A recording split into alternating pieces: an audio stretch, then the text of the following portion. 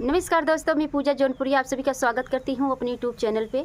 आज मैं एक बन्ना बन्नी का गीत लेके आई हूं। आप सब सुनिए, जैसा भी लगे लाइक शेयर कमेंट जरूर करना।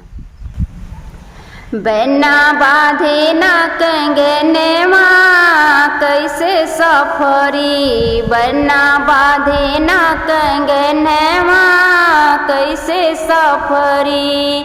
सज गए पापा सज गए मम्मी सज गए सारी बराती, सज गए पापा सज गए मम्मी सज गए सारी बराती।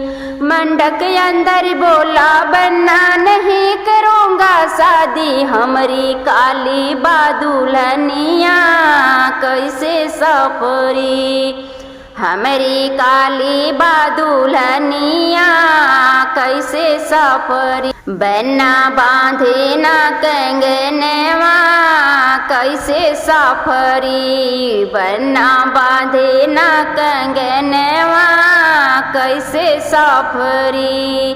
सज गए चाचा सज गए चाची सज गए सारी बराती, हाँ सज गए चाचा सज गए चाची सज गए सारी बराती।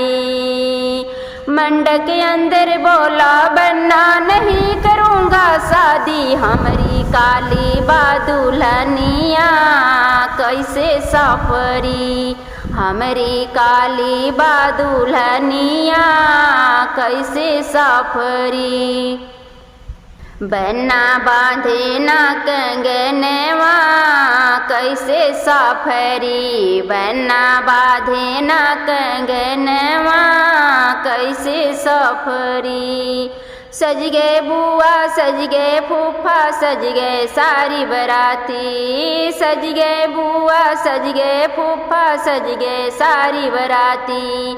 मंडक अंदर बोला बन्ना नहीं करूँगा शादी, हमारी काली बादुलनिया कैसे सफरी, हमारी काली बादुलनिया कैसे सफरी। बन्ना बांधे ना कंगनवा कैसे सफरी, बन्ना बांधे ना कंगनवा कैसे सफरी।